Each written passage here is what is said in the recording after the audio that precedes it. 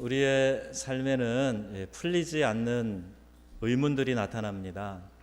잘 되고 순조로운 일은 기억에서 쉽게 잊혀지지만 고통스럽고 짜증스러운 그런 기억이 더 오래가지요. 머피의 법칙이라 그러나요? 좀 이렇게 좋지 않은 일들이 자꾸 일어나는 거, 이것이 우리의 삶 속에 우연인 것처럼 일어나지만 계속 나쁜 쪽으로 전개될 때 여러분 마음에는 어떤 생각이 드십니까? 나의 삶은 왜 이렇게 꼬이는가? 왜 내게 이런 풍랑의 소용돌이가 찾아오는가? 내가 하나님으로부터 멀어져서 벌을 받고 있는 것은 아닌가? 이런 의문이 들겠지요. 또는 그와 반대로 새벽 기도에 나가고 수요 예배에 참여하고 봉사하고 헌금하고 신앙생활 나름 열심히 해보는데 곧바로 형통 코드로 변환되는 것 같지는 않고, 그래서 얼마 후에 또 포기해 버리기도 하죠. 이런저런 일을 통해서 내 삶에 불만이 가득 찰 때가 찾아옵니다. 배우자에 대한 불만은 많은 이혼율을 만들어내고, 직장에 대한 불만으로 일터를 떠나고 또 교회를 떠나거나 내 자신에 대해, 인생에 대해 불만으로 자살을 선택하는 사람도 너무나 많이 늘어나고 있습니다. 여러분, 삶에 찾아오는 이런 풀리지 않는 의문들을 어떻게 해결해 가고 계십니까? 더욱 힘든 일은 내 잘못도 아닌데, 내 책임도 아닌데 내가 책임을 떠안아야 되는 그런 때, 그때 여러분 어떤 마음이 드세요? 성경에도 그런 예가 많이 나옵니다. 그 중에 몇 가지를 소개하겠습니다. 이스라엘 백성이 출애굽한 다음에 가데스 바네아에 모여서 가나안으로 12명의 정탐꾼을 보냅니다. 각 지파에서 한 명씩 뽑아서 12명을 보냈는데 40일간 땅을 탐지하고 돌아와서는 그 12명 중에 무려 10명이 안 된다는 거예요. 거긴 이미 견고한 성읍이 있고 아낙 자손의 후손들 거인들이 지키고 있고 땅은 비옥한지 모르지만 그 땅을 우리가 차지할 수 없다, 이렇게 부정적인 보고를 합니다. 오직 여호수아와 갈렙만 아니다, 그 땅은 하나님의 약속대로 우리에게 주실 것이다, 올라가자, 그들은 우리의 밥이다, 이렇게 얘기를 했어요. 그런데 여호수아와 갈렙도 이 불신앙의 말을 했던 사람들과 똑같이 40년 동안 광야에서 뺑뺑 돌면서 고생을 했습니다. 믿음을 가진 사람들이었잖아요. 긍정적인 보고를 한 사람이에요. 하나님의 마음에 합한 사람들이었어요. 그런데 같이 고생했어요. 여러분, 이처럼 공동체는 같이 책임을 지는 일들이 많이 있습니다. 민족과 가정과 교회가 한 배를 탄 것이죠. 배 한쪽에 구멍을 내고 나는 안전할 수 있다 생각하는 거, 이게 참 어리석은 생각 아닙니까? 아간 한 사람의 잘못된 판단과 범죄로 이스라엘이 참패를 당하는 고통을 겪습니다. 다른 예입니다. 모세의 젊은 시절은 그가 지도자로서 왕궁에서 교육을 받았어요. 애굽의 모든 학문과 또 군사적인 그런 기술을 익히면서 자랐습니다. 그런 자기의 교육이 아무 쓸데없는 광야에서 목동 신세로 전락해서 노예와 다름없는 삶을 살고 있었습니다. 그가 꿈꿔왔던 자신의 미래, 너무나 그것과는 다른 지금 현실의 삶에서 큰 괴리감을 느낄 때 모세는 어떤 생각이 들었을까? 그가 꿈꿨던 미래와 너무너무 달라요. 내 삶이 이렇게 될 줄은 꿈에도 생각하지 않았겠죠.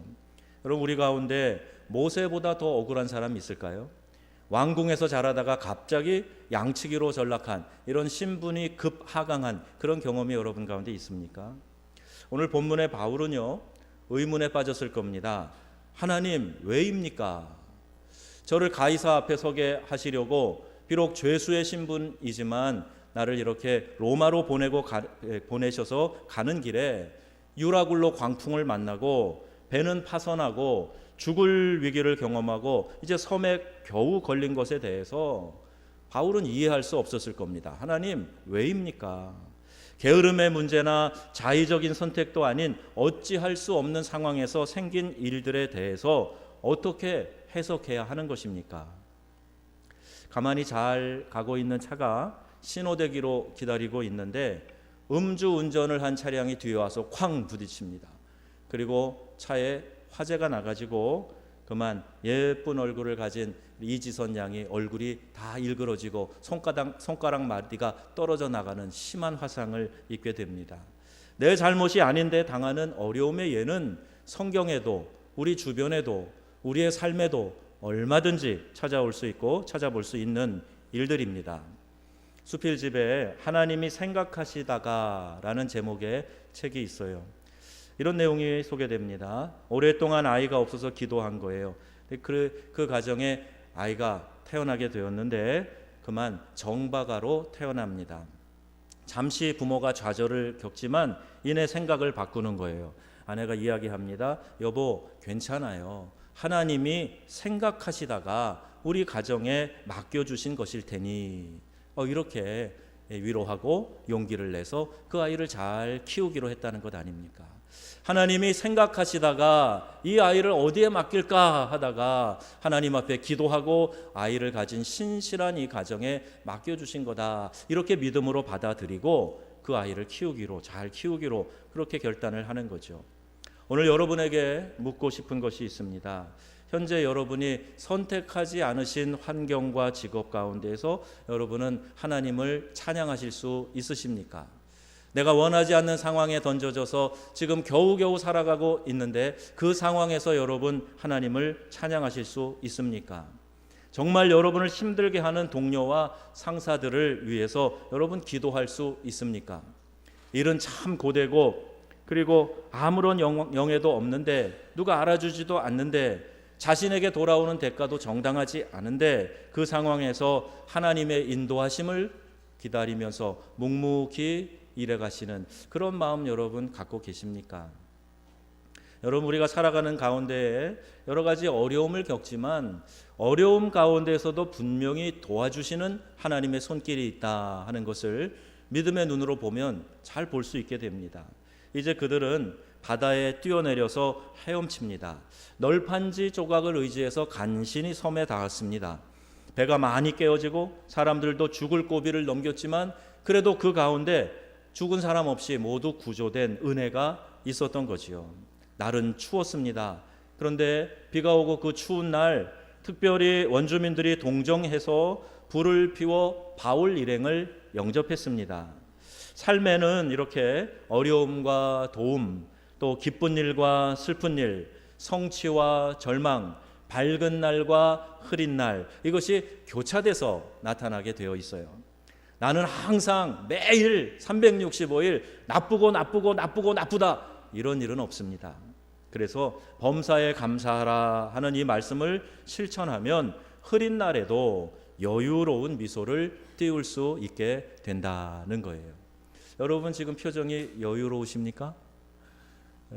어저께 우리 권사님 한 분과 통화를 했는데 요새 우리 권사님들이 이렇게 기도의 자리에 좀 더 나오셔야 되는데 염려를 했더니 그러게 말이에요 목사님, 그 추운 겨울날도 오히려 새벽기도 나오는데 요새 기도하기 이렇게 좋은데 왜 그런지 모르겠어요. 몸이 이렇게 피곤한지 모르겠어요. 아마 날이 길어져서 더 활동하는 시간이 많아서 그런가 봐요. 그러시더라고요. 우리가 피곤해도 하나님이 주시는 은혜와 소망을 생각하면서 여러분 어려운 날에도 피곤한 날에도 여유로운 미소를 띠시기를 주님의 이름으로 축복합니다. 여러분 옆에 있는 사람 표정을 한번 보세요. 은혜 받는 사람의 표정인가 피곤한 사람의 표정인가 한번 보세요. 제가 지금 무서운 얘기를 전에 한번 한 기억이 나는데 어떤 사람이 여행 중에 길을 잃어 헤매다가 허름한 여관에 들어갔어요. 잘 곳을 찾게 돼서 감사한 것도 잠시 깨끗해 보이지 않는 여관방에 대한 이 불편한 감정이 올라와서 퉁명스럽게 여관 주인에게 이야기합니다. 이 돼지우리 같은 데서 자는데 얼마요? 이렇게 얘기를 했어요. 그랬더니 주인이 화가 나서 대답합니다. 그래도 딴에는 여관집 주인인데 말이죠. 돼지우리라 그랬잖아요. 그래서 대답한 것이 한 마리에 10,000원, 3마리에 20,000원이요. 그렇게 얘기를 했다는 거예요. 괜히 돼지우리라 그랬다가 돼지 취급당한 셈이 된 것 아닙니까? 여러분 감사하면 감사 돌아오고 불평하면 불평 돌아옵니다. 따라 한번 해보세요. 감사하면 감사 돌아오고 불평하면 불평 돌아온다. 꼭 맞는 얘기예요. 바울 일행이 바다에 빠졌으나 구조됩니다.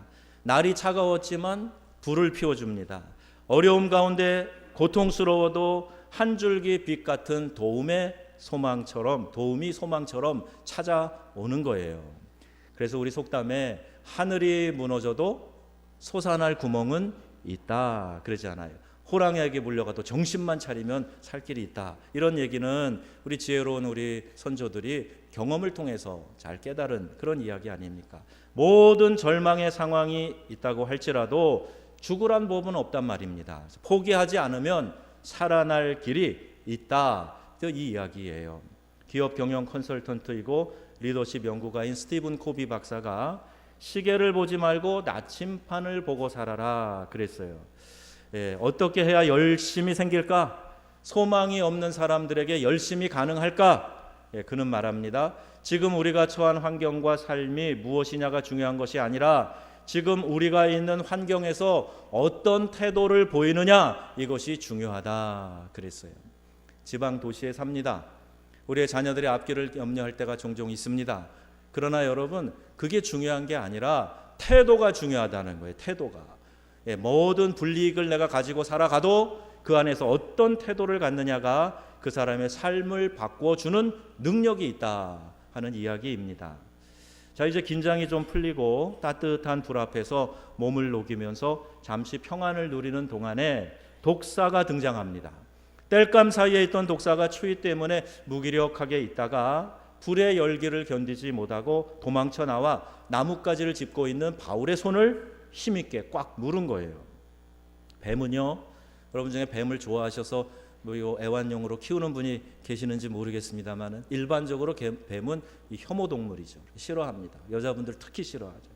뱀은 성경에 다양하게 등장하는데 하와를 꼬인 간교한 뱀이 있는가 하면 광야에서, 민수기에 보면 광야에서 들린 장대 끝에 달린 구리뱀은 치료를 상징합니다. 그래서 요새도 의료인들은 이 장대에 달린 구리뱀을 치료의 심볼로, 의료인의 심볼로 사용하고 있죠.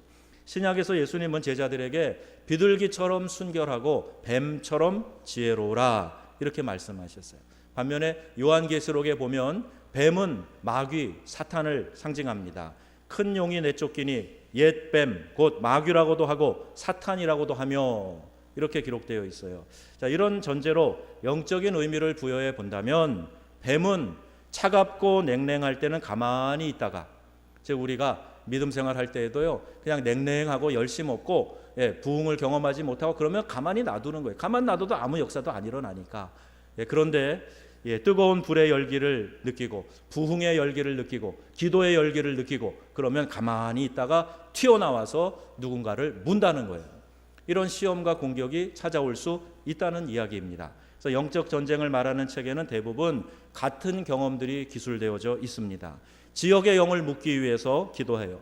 저도 정읍사 공원 뒤쪽에 아양산에 올라가서 이 정읍시를 바라보면서 기도해요. 지역의 이 영을, 거짓된 영을, 마귀의 괴계를 묶는 그런 기도를 합니다. 도전하는 거죠. 근데 그럴 때 사역을 또 뜨겁게 하게 될 때, 기도의 열기가 일어날 때, 우리 작정의 밤 같은 거 기도하면서 막 뜨겁게 하나님께 기도할 때, 새벽 기도에 여러분 불과 한 달, 두 달 전에 여러분 많이 나오셨어요. 그렇게 나와서 막 새벽 기도에 불을 지펴 기도할 때, 그럴 때 사탄의 공격이 있을 수 있다는 이야기예요. 우리 가정도 교회도 개인의 신앙도 뜨겁게 일어나려고 하면 사탄은 방해하고 치명적인 이빨을 드러내면서 공격합니다. 여러분, 이런 사탄의 공격이 있다는 것을 우리가 알아야 돼요. 이게 뭐지? 하다가 그냥 당하는 거는 우리가 영적인 무지에서 오는 겁니다.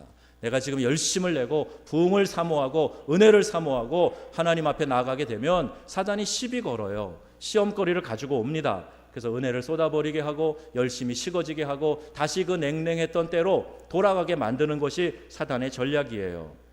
여러분, 우리가 이럴 때 물리지 않도록 주의해야 됩니다. 경계는 해야 되나, 그러나 두려워할 것은 하나도 없어요.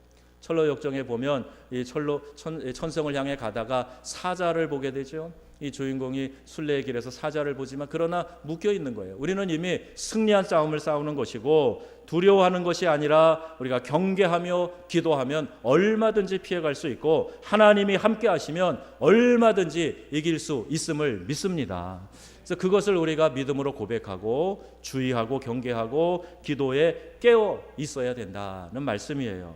4절에 보니까 뱀에 물린 바울을 보고 사람들이 이야기합니다. 이 사람은 살인한 자로다. 바다에서는 구조를 받았으나 공의가 그를 살지 못하게 함이로다. 사람은 언제나 이렇게 자기 마음대로 쉽게 판단하고 말하는 습성을 가지고 있습니다. 그리고 그 주변에 모인 사람들과 함께 여론을 형성해 갑니다. 그냥 보이는 대로, 느끼는 대로 생각하고 말하는 거예요. 여러분, 바울의 신실함과 그가 어떻게 하나님께 쓰임을 받았는지 그들은 알지 못합니다. 이 멜리데 섬에 있는 사람들이 바울을 만나봤습니까? 그가 사역하는 모습을 보았습니까? 하나님이 능력으로 그를 사용하시고 수많은 사람들을 그리스도에게로 나가게 하는 그 귀한 사역을 그들이 압니까? 전혀 몰라요. 알려고도 하지 않습니다. 또 하나님께서 어떻게 섭리 가운데 바울을 로마로 보내시는지, 로마의 시저 앞에 바울을 세우시려고 하던 하나님의 계획과 뜻을 그들이 압니까? 전혀 모릅니다. 그냥 떠드는 거예요. 공의로 심판하는 주체가 누구입니까? 나입니까? 아니면 하나님이십니까? 심판의 주체는 하나님이십니다. 내가 아니에요. 그런데 이들은 뱀에게 물렸다는 현상만으로 그를 정죄하고 판단하는 것이죠. 자신의 감정이나 느낌이 언제나 진리인 것으로 착각을 해서는 안 됩니다. 로마서 2장 1절 말씀하지요. 그러므로 남을 판단하는 사람아, 누구를 막론하고 내가 핑계하지 못할 것은 남을 판단하는 것으로 내가 너를 정죄함이니 판단하는 내가 같은 일을 행함이라. 이렇게 말씀하고 있어요. 여러분, 우리가 남을 쉽게 단정하고 정죄하고 판단하면 하나님 앞에 기쁨이 되지 못합니다. 나도 그 일을 동일하게 행하면서 다른 사람에 대해서 비난하고 정죄하는 꼴이 되는 것이기 때문이에요. 어떤 사람에 대한 느낌, 사물을 보고 갖는 느낌, 교회 모임에 대한 느낌 말할 때 주의해야 됩니다. 자신의 느낌과 감정이 반드시 정확하고 객관적이라는 생각을 하시면 안 돼요. 다분히 주관적인 것입니다. 똑같은 예배를 드려도, 같은 설교를 동시에 들어도 은혜 받는 사람이 있는가 하면 그렇지 못한 사람도 있습니다. 많은 사람이 예배 후에 은혜 받았습니다 하고 또 성도들끼리 그 받은 은혜를 나누고 즐거워한다고 해도 어떤 사람은 같은 예배를 드리고 은혜는커녕 오히려 시험에 드는 그런 사람도 있어요. 전에 파리에서 목회할 때 한 200명 교인 가운데 아주 인텔이 똑똑한 분들이 참 많이 계셨어요. 또 그 지역의 문화의 특징에 따라서 자유롭게 토론하고 이야기하고 하는 게 익숙하니까 어떤 교인이 이런 이야기를 저에게 직접 했어요. 이렇게 말하는 거예요. 목사님, 그 이야기 저 들으라고 하시는 말씀인가요? 이렇게 이야기를 하는 거예요. 그래서 제가 그때부터 깊이 고민하면서 생각한 게 있어요. 설교를 할 때 교인들 들으라고 하지요, 듣지 말라고 설교합니까? 여러분, 자, 지금부터 귀 막으세요. 제가 설교합니다. 귀 막으세요. 그리고 설교합니까? 설교는 교인들 들으라고 하는 겁니다. 그런데 똑같은 설교를 듣고 어떤 분은 그렇게 반응하시는 거예요. 목사님, 꼭 저에게 하시는 이야기 같았어요. 그렇게 이야기하는 거예요. 뭐가 다르죠? 앞에 계신 분은 마음이 편치 않은 거예요. 뭔가 목사님이 나를 설교하면서 불편하게 했다는 생각을 하는 거예요. 근데 후자는 그게 아니라 하나님의 말씀으로 받고 내가 이 말씀에 은혜 받고 이렇게 살아야 되겠다라는 생각이 들었다는 얘기지요. 또 어떤 분은 이렇게 얘기합니다. 목사님, 그 예화가 우리랑 안 맞습니다. 한국적인 걸 하셔야죠. 한인교회인데. 그렇게 얘기하는 분이 계세요. 그래서 이제 한국에 무슨 일이 있나 이렇게 살펴보고 한국에 아주 중요한 이슈가 되는 게 있으면 설교에 그 소재를 가지고 와서 이야기를 합니다. 그런데 그렇게 이야기를 하면 사람들이 또 이렇게 반응하는 사람이 있어요. 우리가 한국에 삽니까? 여긴 프랑스인데요. 이렇게 이야기를 해요. 그래서 더 우스운 것은 가끔은 이 두 반응을 한 사람이 시차를 두고 한다는 거예요. 어떤 때는 이렇게 말했다, 어떤 때는 이렇게 말했다가. 그래서 하나님이 주권적으로 역사하시는 것 아니면 우리는 주관적으로 해석할 수밖에 없는 연약함이 있다 하는 것을 인정해야 됩니다. 바울이 독사에게 물린 일로 사람들이 수군거리는데 이 사건이 너무 싱겁게 끝나버리는 거예요. 5절에 보니까 바울이 그 짐승을 불에 떨어버림에 조금도 상함이 없더라 그랬어요. 무리의 기대는 아직 파기되지 않았습니다. 6절에 보니까 그가 붙든지 혹은 갑자기 쓰러질 거야. 그리고 기다렸어요. 계속 오래 기다려도 바울에게는 아무 이상이 없자 무리의 생각이 갑자기 반전됩니다. 그에게 아무 이상이 없음을 보고 돌이켜 생각하여 말하되 그를 신이라 하더라. 이렇게 이야기하는 거예요. 살인자라는 정죄와 판단이 단순히 한순간에 신으로 바뀝니다. 무리의 생각을 이끄는 몰입꾼이 있었을 것입니다. 그리고 대다수는 여론을 만드는 사람을 따라 앵무새처럼 같은 말을 옮기는 사람들인 것입니다. 어디나 마찬가지예요. 어느 공동체나 정치를 해도 이 사회 전체가 굉장히 큰 것 같아도 사회가 들썩들썩하는 것도 다 동일한 원리입니다. 몰입꾼이 있고 대다수는 그냥 따라가면서 같은 말을 반복하는 거예요. 그러므로 누군가가 나를 오해해서 말하고 판단하는 것에 그렇게 연연할 필요가 없습니다. 사실이 아닌 것은 바다에 있는 물거품처럼 일어났다가 그냥 없어지는 거예요. 그럼에도 불구하고 조급한 마음에, 자존심 상한 마음에, 받은 대로 돌려주고 싶은 마음 때문에 서로 더 상처를 내고 더 나아가서 관계를 깨는 일이 되어서는 안 됩니다. 자, 우리 하나님의 섭리는 언제나 진행형이에요. 7절에 보세요. 그 섬에 보블리오라고 하는 사람이 바울과 함께 파선하여 온 사람들을 영접하고 사흘이나 친절히 머물게 했다 그랬어요. 8절에 보니까 보블리오의 부친이 열병과 이질에 걸려 누웠는데, 자, 바울이 친절한 도움도 받았겠다, 마음의 감동이 있었던 거예요. 그래서 들어가서 기도하고 그에게 안수해서 그 병이 떠났습니다. 열병과 이질은 그 당시에 고치기 어려운, 이게 불치병에도 가까운 그런 심한 병이었어요. 그런데 바울의 마음에 감동이 있었고 가서 안수하여 기도할 때 병이 나았다는 겁니다.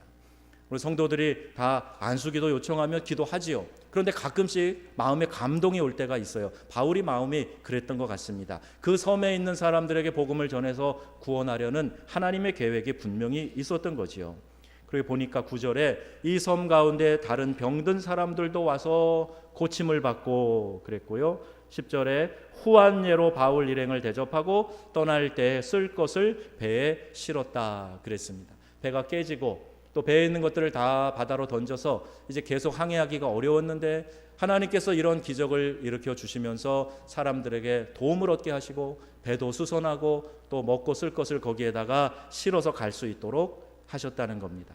바울이 잠시 머문 때 있었던 이 사건을 통해서 멜리데 섬에 복음이 전해지고 그 섬이 오늘날까지도 기독교로 견고히 지켜지고 있는 것을 봅니다. 제가 몇 년 전에 가봤어요. 가보니까 참 아름다운 섬인데 그곳에 가보면 거리 이름마다 건물마다 이 바울을 기념하는 이름도 있고 그런 건물도 있고 조각도 있고 하는 것을 보고 왔습니다.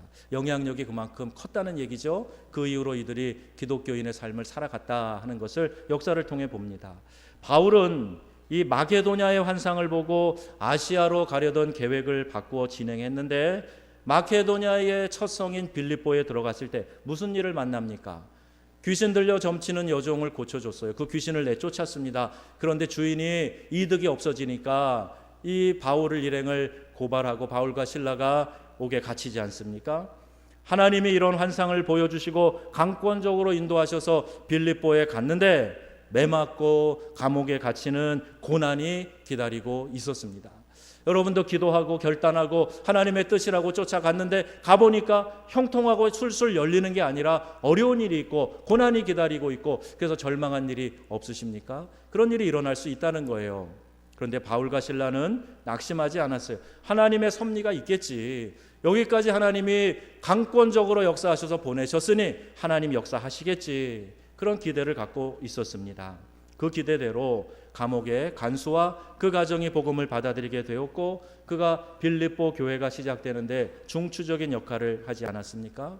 이렇게 하나님의 섭리는 언제나 진행 중에 있다 하는 거예요. 요셉이 누명을 쓰고 감옥에 갇혔으나 그 감옥은 이집트의 국무총리가 되는 첩경, 즉 왕 앞으로 나아가는 엘리베이터와 같은 그런 역할을 했다는 것이에요. 여러분 안에 삶의 문제들이 여러분을 옥죄고 힘들게 할 때 믿음으로 고백하면서 기다리면서 하나님이 이루어 가실 것을 소망으로 바라보고 그 귀한 일들의 응답을 경험하는 복된 삶 사시기를 주님의 이름으로 축원합니다. 누군가 이런 말을 했어요. 뜨거운 우유를 마시다 데인 적이 있는 사람은 요거트도 호호 불며 마실 것이다 그랬어요. 여러분 요구르트 끓여 드시는 분 계신가요? 대부분 냉장 보관하죠. 시원하죠. 근데 혹시 이게 또 내 혀를 뜨겁게 하는 거 아닌가? 내 입이 되면 어떡하지? 그리고 호호 불면서 마신다는 거예요. 그만큼 상처가 무서운 것입니다. 자라보고 놀란 가슴 소뚜껑 보고도 놀란다 그래요. 그만큼요 내가 이전에 받았던 상처 때문에 그와 조금이라도 유사한 비슷한 상황이 발생되면 더 불안해하고 더 공격적이 된다 이 이야기예요.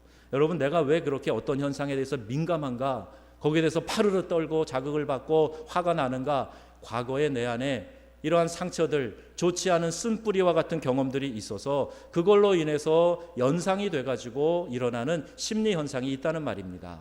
그래서 여러분 내 감정을 믿지 말고 내 생각, 내 판단 너무 의지하지 말라는 이야기예요.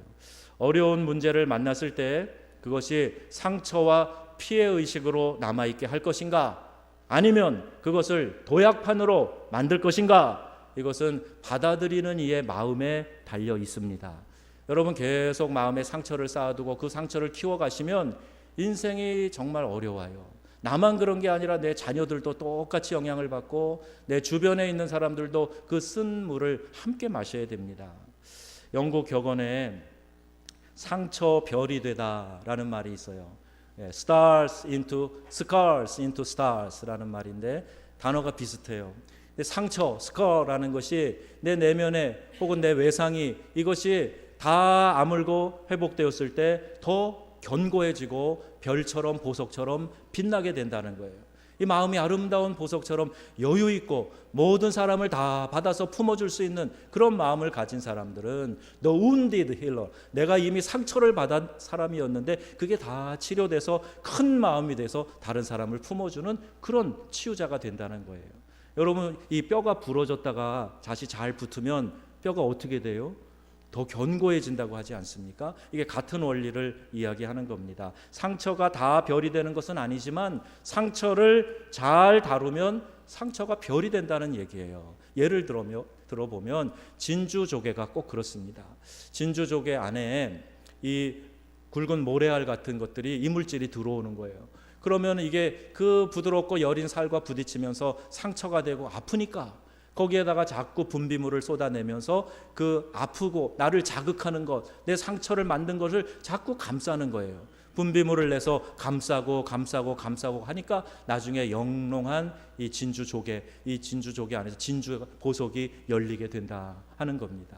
여러분 우리가 상처되는 일들이 왜 없습니까? 살면서 어려운 일들이 왜 없어요? 그러한 상처가 내 안에 들어오게 될 때 여러분 성령의 기름 부으심을 구하시기 바랍니다. 그 은혜로 계속 감싸는 거예요. 상처가 될 만한 거를 계속 감싸는 거예요. 나를 아프게 하고 자극하는 것, 내가 생각만 해도 그냥 속에서 쓴물이 올라오는 그런 고통스러운 기억들을 자꾸 감싸는 거예요. 그래서 그 상처가 영롱하고 아름다운 보석이 될 수 있도록 여러분 신앙으로 기도로 정진하시기를 주님의 이름으로 부탁합니다. 상처가 났다는 것은 균형이 깨진 것이에요.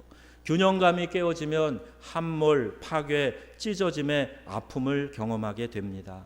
내가 처한 현실을 냉철히 직시하면서도 동시에 하나님의 섭리 안에서 상처를 값진 것으로 해석하는 지혜가 있어야 돼요. 지금 내가 비록 좀 아프지만 좀 손해를 봤지만 실패하고 넘어졌지만 그러나 이것을 통해서 내가 더욱 견고하게 일어서리라, 이 마음을 갖는 것이지요. 이게 지혜로운 해석입니다. 창세기 50장에 가보면 19절에서 21절에 요셉이 그 형들에게 하는 말이 있어요.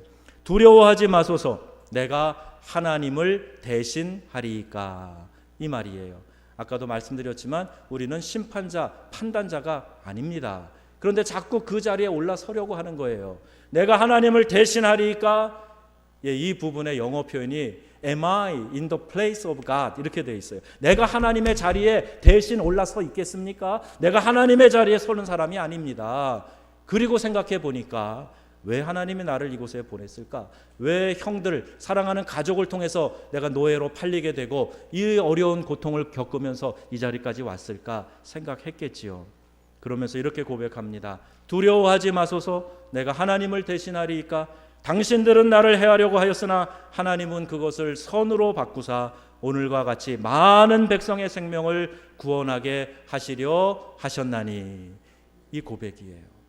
여러분, 요셉은 이 마음을, 하나님으로부터 이 응답을 받고 나서 형들을 더 이상 미워하지 않았습니다.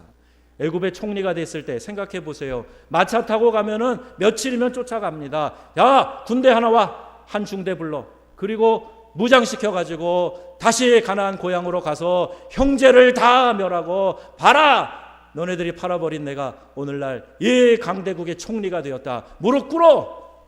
그렇게 하지 않았어요. 요셉은 이미 하나님의 섭리를 알았기 때문에 그 형들을 미워하지 않았습니다. 오늘 하나님께서 그것을 선으로 바꾸사 오늘과 같이 많은 백성의 생명을 구원할 계획을 갖고 계심을 제가 알았습니다. 그런 형님들 두려워하지 마세요. 저를 팔았다고 해서 원망하거나 두려워하지 마세요. 이렇게 이야기할 수 있었던 겁니다. 여러분, 아직 용서하지 않고 꽉 붙잡고 있는 것 있습니까? 기회만 돼봐라, 내가 힘만 생겨봐라, 내가 어떻게 해서든지 갚아주리라, 그런 마음 갖고 계십니까? 이건 하나님이 주시는 마음이 아니에요. 원수 마귀가 우리를 계속해서 괴롭히는 쓴 뿌리에 불과한 것입니다. 여러분, 오늘 믿음으로 선포하시고 하나님의 섭리를 인정하시고 하나님의 섭리는 지금도 계속 진행하는 진행형이라 하는 것을 받아들이셔서 마음의 모든 상처를 내버리고 하나님의 은혜로 화평케 되는 삶을 살아가시기를 주님의 이름으로 축원합니다. 신학자 라이놀드 니버가 쓴 기도문이에요. 주여, 고칠 수 있는 것에 대해서는 변화의 용기를, 고칠 수 없는 것에 대해서는 받아들이는 평안을, 그리고 이 둘을 분별할 수 있는 지혜를 주소서. 아무리 제가 이 기도문을 읽을 때마다 느끼는 것이지만 참 지혜로운 판단이라는 생각이 들어요. 우리가 어떤 것을 고쳐보려고 참 애를 쓸 때가 많습니다. 여러분, 자녀들 키우면서 사랑하니까 내 자녀들 이런 좋지 않은 습관 고쳐주려고 많이 지적하고 이야기해 보시죠. 고쳐집니까? 잘 안 고쳐져요. 저도 이렇게 보면 교인들이 꼭 늦는 분들은 늦게 오시더라고요. 제가 얘기를 자주 안 하는데 얘기를 해도 안 고쳐집니다. 습관이 참 무서워요. 그리고 내 안에 있는 좋은 것이든 좋지 않은 것이든 이것이 습관으로 자리 잡으려면 한 3주 걸린다 그러는데, 그거 고치지 않고 그냥 놔두면 이 습관이 평생 가서 운명을 만들 수도 있어요. 고치는 거 쉽지 않습니다. 너 성격이 그게 뭐냐? 좀 고쳐봐라. 고쳐집니까? 안 고쳐져요. 나 하나 고치기도 어렵습니다. 그런데 무슨 다른 사람을 고치려고 그렇게 전전긍긍하고 이야기하고 애쓰고 그래봐야 고쳐지는 거 아니에요. 이해하고 용납하고 서로 화합하고 함께 가고 좋은 점을 자꾸 부각시켜주고 그리고 함께 기뻐하는 삶을 사는 것이 우리의 인생의 승리로운 삶인 줄로 믿습니다. 그래서 이 기도를 함께 드리시자고요. 고칠 수 있는 것에 대해서는 변화의 용기를, 고칠 수 없는 것에 대해서는 받아들이는 평안을, 그리고 이 둘을 분별할 지혜를 주소서. 여러분, 힘겨운 삶을 사는 우리들에게 힘이 되는 말씀이 있습니다. 로마서 8장 28절 말씀이에요. 우리가 알거니와 하나님을 사랑하는 자 곧 그의 뜻대로 부르심을 입은 자들에게는 모든 것이 합력하여 선을 이루느니라. 이 말씀이에요. 고통도 실패도 어려웠던 일도 질병도 상처도 그 모든 것들이 다 합력해서 결국 하나님이 기뻐하실 일, 선한 일 만들어가는 재료가 될 것이다. 누가요? 하나님을 사랑하는 자가. 여러분, 하나님 사랑하십니까? 여러분, 하나님 사랑을 입고 사십니까? 하나님의 뜻대로 부르심을 받은 분들이 맞습니까? 그러면 이 고백을 우리가 함께 할 수 있는 거예요. 모든 것이 합력해서 선을 이루느니라. 이것이 하나님의 자녀가 되는 권세인 줄로 믿습니다. 세상 사람들은 전혀 흉내내지 못하는 거예요. 세상 사람들의 가치관으로는 전혀 이해할 수 없는 거예요. 그러나 복음 안에서 우리에게 주신 이 하나님의 자녀된 영적인 특권을 가지고 얼마든지 우리는 이 세상이 감당하지 못할 믿음의 삶, 믿음의 결단, 믿음의 생각과 행동을 할 수 있게 되는 겁니다. 이제 말씀의 결론을 맺겠습니다. 우리의 삶 속에 많은 불평이 찾아올 때 멜리데 섬에서 주님의 뜻을 다시 확인한 바울처럼 용기를 내시고 몸과 마음을 추스려서 다시 일어나는 믿음의 성도님들이 다 되시기를 주님의 이름으로 축원합니다.